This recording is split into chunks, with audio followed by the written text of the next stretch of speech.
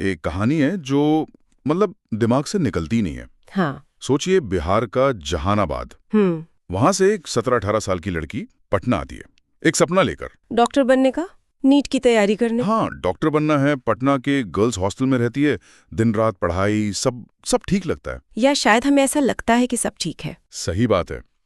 फिर एक दिन 6 जनवरी को वो अपने कमरे में बेहोश मिलती है। और जो पहली कहानी बनती है वो बहुत ही जानी पहचानी सी लगती है। बिल्कुल, तनाव, नींद की गोलियां, आत्महत्या की कोशिश।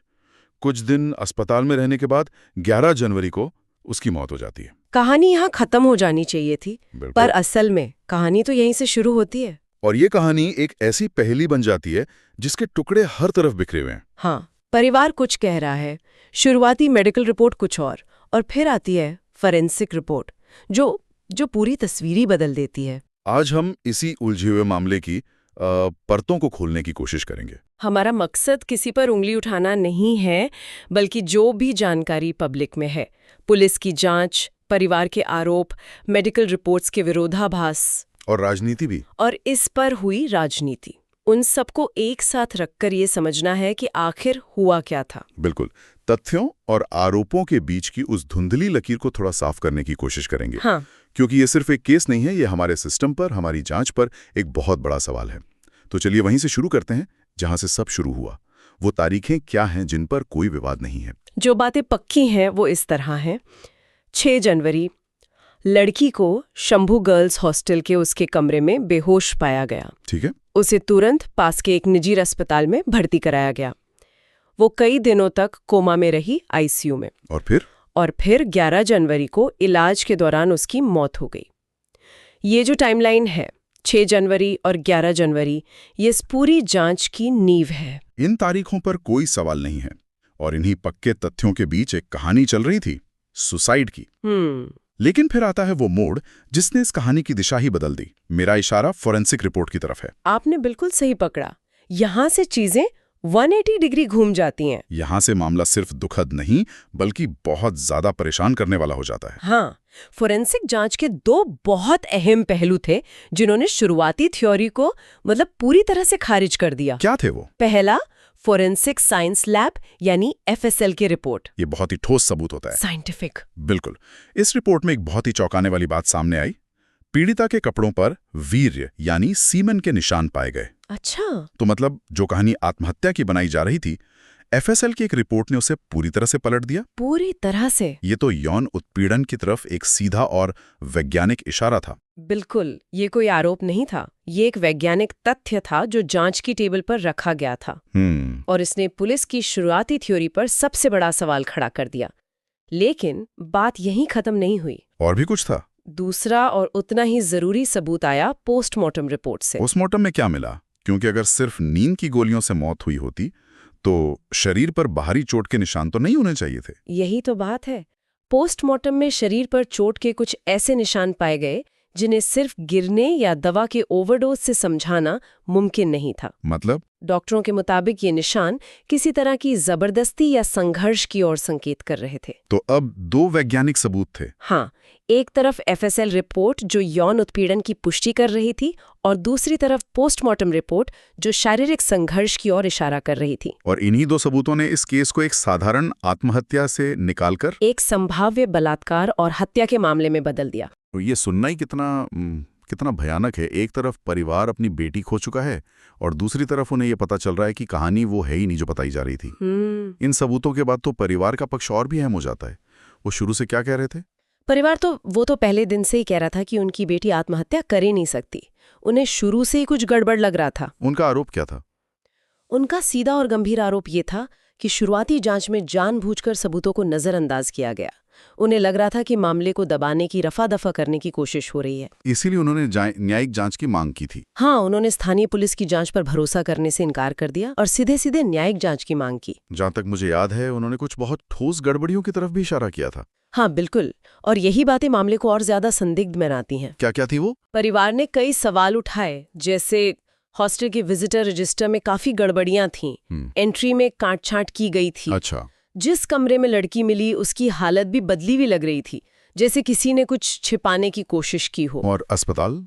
अस्पताल से जो कागजात उन्हें मिले वो या तो अधूरे थे या उनमें लिखी बातें एक दूसरे से मेल नहीं खा रही थीं। ये सब देखकर तो किसी का भी भरोसा टूट जाएगा। बिल्कुल। और इसी हताशा में लड़की के पिता ने एक बहुत ही बड़ा कदम उठाने की धमकी भी दे दी थी। हाँ, और ये दिखाता है कि एक आम इंसान सिस्टम के सामने कितना बेबस महसूस कर सकता है। जब उन्हें लगा कि उनकी कोई नहीं सुन रहा, कार्रवाई में देरी हो रही है, तब तो लड़की के पिता ने आत्मदाह तक की धमकी दे दी थी। ये सुनना ही कितना दर्दनाक है। एक पिता का सिस्टम से भरोसा इस हद तक उठ जाना, ये अपने आप में एक बहुत बड़ी कहानी है। वाकई, जब मामला इतना गंभीर हो गया, परिवार का दबाव, मीडिया का ध्यान, तब पुलिस की कार्रवाई में क्या बदलाव आया? क्या कोई SIT बनी? हाँ, जब फोरेंसिक रिपोर्ट आई और पानी सिर से ऊपर जाने लगा, तब जाकर एक विशेष जांच दल यानी SIT का गठन किया गया। और SIT ने क्या किया? SIT ने आते ही कुछ जरूरी कदम उठाए। उन्होंने हॉस्टल और आसपास के सारे CCTV फुटेज जब्त किए, हॉस्टल के पूरे स्टाफ और इलाज करने वाले डॉक्टरों से घंटों पूछताछ की।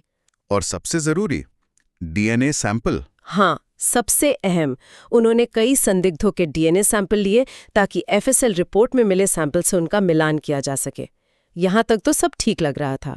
लेकिन फिर जांच की प्रक्रिया में ही एक ऐसा विवाद हुआ जिसने पुलिस की मंशा पर ही सवाल खड़े कर दिए। आप DNA सैंपलिंग वाले विवाद की बात कर रहे हैं?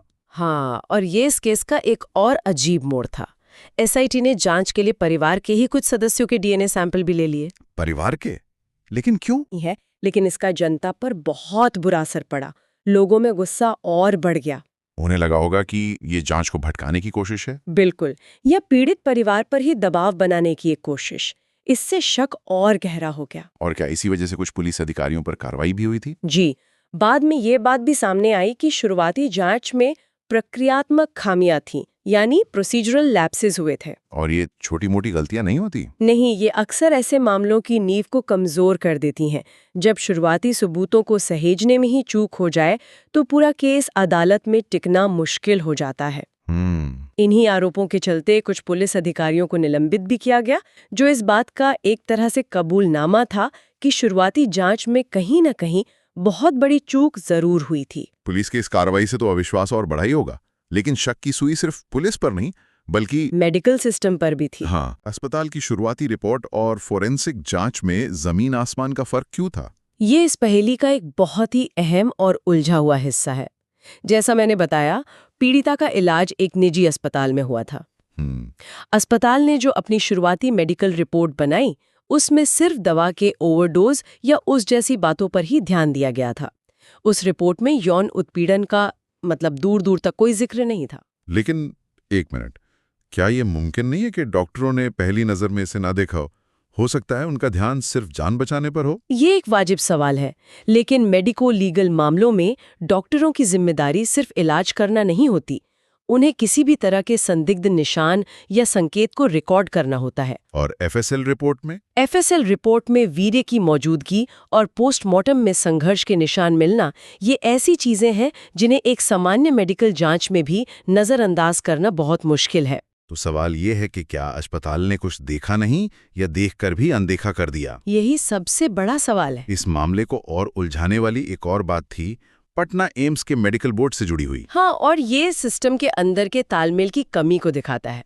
रिपोर्ट्स के मुताबिक बाद में जब मामले की समीक्षा के लिए पटना एम्स के एक मेडिकल बोर्ड को शामिल किया गया तो उन्होंने क्या कहा? तो उन्होंने कथित तौर पर यह कहा कि SIT ने उन्हें जांच के लिए सभी जरूरी दस्तावेज और सबूत मुहैया ही नहीं कराए थे। क्या मतलब सबूत ही नहीं दिए? सोचिए, एक तरफ FSL, एक तरफ प्राइवेट अस्पताल, एक तरफ SIT और एक तरफ एम्स का मेडिकल बोर्ड, और इन सब के बीच तालमेल की इतनी बड़ी कमी। जब सबूतों की चेन ही इस तरह टूट जाए तो सच तक पहुंचना तो नामुमकिन हो जाता है। लगभग। पुलिस, फोरेंसिक, परिवार, अस्पताल, इतने किरदारों के बाद इस कहानी में राजनीति की एंट्री कैसे हुई? ये मामला अचानक इतना राजनीतिक क्यों हो गया? देखिए, जब कोई मामला इतना संवेदनशील हो और उसमें सिस्टम की नाकामी साफ दिखने लगे तो राजनीति का आना लगभग तय होता है। इसके दो पहलू थे जहां तक मैं समझता हूँ। हाँ, दो बड़े पहलू थे। पहला, खुद सरकार का एक बहुत बड़ा कदम। बिहार के मुख्यमंत्री नीतीश कुमार ने मामले की गंभीरता को समझते हुए खुद केंद्र सरकार से इस पूरे मामले की CBI जांच की सिफारिश कर दी। एक मुख्यमंत्री का अपने ही राज्य की पुलिस की जांच को दरकिनार कर CBI जांच की सिफारिश करना, ये अपने आप में एक बहुत बड़ा बयान है। बिल्कुल। ये एक तरह से इस बात को स्वीकार करना था कि मामला बेहद गंभीर और पेचीदा है और शायद राज्य के एजेंसियों पर उतना भरोसा नहीं रह गया है। और दूसरा पहलू था विपक्ष और दूसरे नेताओं का दबाव। हाँ, दूसरा पहलू था सड़क पर और मीडिया में बना दबाव। पूर्णिया के उस वक्त के सांसद पत्तू यादव जैसे नेताओं ने इस मुद्दे को बहुत जोर शोर से उठाया। उन्होंने सिर्फ सीबीआई जांच की मांग नहीं की थी। नहीं, उन्होंने सार्वजनिक मंचों से पुलिस और अस्पताल पर एक आपराधिक गठजोड़ का हिस्सा होने का सीधा आरोप लगाया। उन्होंने कहा कि ये एक सिंडिकेट है जो मिलकर सबूत मिटा रहा है। उनके बयानों और रैलियों ने जनता के गुस्से को और हवा दी होगी, कई गुना बढ़ा दिया। और इस पूरे हंगामे के बीच सूचना और अफवाहों का बाजार भी गर्म हुआ होगा। मीडिया और खासकर सोशल मीडिया की क्या भूमिका रही इसमें? यहाँ एक बहुत साफ फर्क देखने को मिलता है। जो पारंपरिक मीडिया था, यानी अखबार और न्यूज़ चैनल, उन्होंने ज्यादातर आधिकारिक जानकारी पर ध्यान दिया। एफएसएल रिपोर्ट, पोस्टमार्टम रिपोर्ट की बातें, एसआईटी का गठन, सीबीआई जांच की सिफारिश, उन्होंने तथ्यों को कवर किया। लेकिन सोशल मीडिया पर तो एक अलग ही अदालत चल रही होगी। बिल्कुल, सोशल मीडिया पर एक समानांतर जांच चल रही थी। वहां कई तरह के वीडियो वायरल हुए, आधे अधूरे दावे किए गए और बिना किसी पुष्टि के कुछ लोगों के नाम उछाल दिए गए। हॉस्टल स्टाफ के कुछ लोगों के नाम लिए जा रहे थे। हाँ, खुलेआम लिए जाने लगे, उन्हें दोषी ठहराया जाने लगा। ये बहुत ही खतरनाक होता है क्योंकि सोशल मीडिया की अदालत में न कोई वकील होता है, न कोई जज, और न ही सबूतों की पड़ताल होती है। बिल्कुल। तो जो नाम सोशल मीडिया पर चल रहे हैं, उनका कानूनी तौर पर क्या स्टेटस है? यहीं पर हमें बहुत सावधान रहने की जरूरत है। जब तक एसआईटी या अब सीबीआई अपनी चार्जशीट में आधिकारिक तौर पर किसी का नाम नहीं लेती, तब तक सोशल मीडिया पर चल रहे किसी भी नाम को सिर्फ एक आरोप या अफवाह ही माना जाना चाहिए। सही बात है। किसी का नाम उछाल देना और उसे कानूनी तौर पर आरोपी बनाना, इन दोनों में जमीन आसमान का फर्क है। और ये इस केस की सबसे बड़ी त्रासदियों में से एक है कि सच सामने आने से पहले ही कई लोगों पर फैसला सुना दिया गया। तो अब तक की इस पूरी बातचीत के बाद हम कहाँ खड़े हैं? अगर हमें आज की तारीख में तथ्यों और आरोपों को अलग अलग करना हो, तो वो कौन सी बातें हैं जो पक्की हैं? ठीक है, चलिए इसे साफ तौर पर दो हिस्सों में बांटते हैं। पहले वो बातें जो साबित हो चुकी हैं, यानी पक्की जानकारी। 6 जनवरी को लड़की का बेहोश मिलना और 11 जनवरी को उसकी मौत होना। एफएसएल रिपोर्ट में वीर्य की मौजूदगी की पुष्टि होना। ठीक है। पोस्टमार्टम रिपोर्ट में शारीरिक चोट के निशान मिलना। मामले की जांच के लिए एसआईटी का गठन होना। कई लोगों की डीएनए सैंपलिंग का जारी होना और राज्य सरकार द्वारा सीबीआई जांच की सिफारिश किया जाना। ये वो बातें हैं जो रिकॉर्ड पर हैं। और वो पहलू जो अभी भी धुंधले हैं, जिनके जवाब मिलना बाकी है। अब आते हैं उस हिस्से पर जो अभी भी अपुष्ट है। सबसे जरूरी बात, आज तक किसी भी आरोपी का नाम कानूनी तौर पर किसी चार्जशीट में सामने नहीं आया है। और डीएनए प्रोफाइलिंग के नतीजे? वो अभी आने बाकी हैं और वही इस केस में निर्णायक साबित हो सकते हैं। और साजिश का आरोप, जो सबसे बड़ा आरोप है, किसी तरह की साजिश या सबूत मिटाने की कोशिश का, वो तब तक सिर्फ एक आरोप ही रहेगा जब तक सीबीआई अपनी जांच पूरी करके उसे साबित न कर दे। तो वायरल मामलों को अपुष्ट ही मानना चाहिए। बिल्कुल। तो कुल मिलाकर हम एक ऐसी जगह पर खड़े हैं जहां विज्ञान यानी फोरेंसिक रिपोर्ट एक भयानक कहानी कह रही है, परिवार सिस्टम पर साजिश का आरोप लगा रहा है और जांच की प्रक्रिया खुद सवालों के घेरे में है। ये हमें एक बहुत ही असहज करने वाले सवाल पर लाकर छोड़ता है। इस तरह के मामलों में समाज के तौर पर हम क्या चाहते हैं? एक तेज फैसला या एक सच्चा फैसला? आदर्श स्थिति तो यही है कि सच तेजी से सामने आए, लेकिन सबूतों के साथ, पूरी प्रक्रिया के साथ। जब तक ऐसा नहीं होता, सवाल पूछते रहना जरूरी है। और ये भी कि हम आधिकारिक स्रोतों पर भरोसा करें और बिना पुष्टि के किसी की जिंदगी को सोशल मीडिया ट्रायल का शिकार ना बनने दें। शायद यही इस कहानी से सीखने वाली सबसे बड़ी बात है।